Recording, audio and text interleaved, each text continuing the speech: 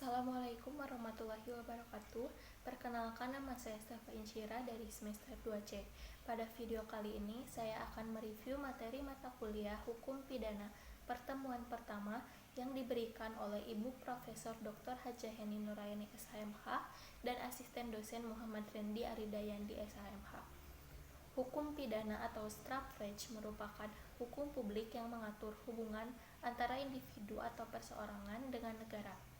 Hukum pidana terbagi menjadi dua, yaitu hukum pidana formal dan hukum pidana material. Hukum pidana material adalah salah satu cabang hukum pidana yang berisi larangan dan keharusan. Bagi mereka yang melanggar akan dikenakan sanksi yang lebih tajam dari cabang hukum lainnya. Hukum pidana formal adalah salah satu cabang hukum pidana yang merupakan hak negara untuk menerapkan sanksi bagi pelanggar hukum pidana material. Hukum pidana material dibagi menjadi dua, yaitu hukum pidana material umum dan hukum pidana material khusus. Hukum pidana material umum contohnya adalah KUHP dan Undang-Undang Nomor 1 Tahun 1946.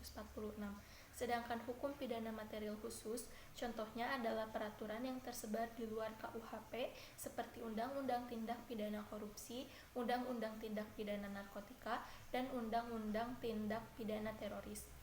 Menurut Profesor Mulyatno, hukum pidana terbagi menjadi tiga.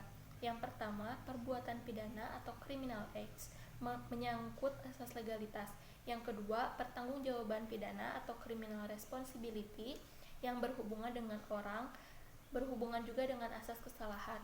Dan yang ketiga, sanksi pidana atau criminal procedure. Sanksi pidana muncul karena adanya perbuatan pidana dan pertanggungjawaban pidana. Fungsi hukum pidana. Fungsi hukum pidana dibagi menjadi dua, yaitu fungsi umum dan fungsi khusus. Fungsi umum yaitu untuk mengatur hidup masyarakat atau menyelenggarakan tata dalam masyarakat. Fungsi khusus yaitu untuk melindungi kepentingan umum terhadap perbuatan yang memperkosanya dengan memberikan sanksi yang sifatnya lebih tajam dibandingkan dengan sanksi dari cabang hukum lainnya.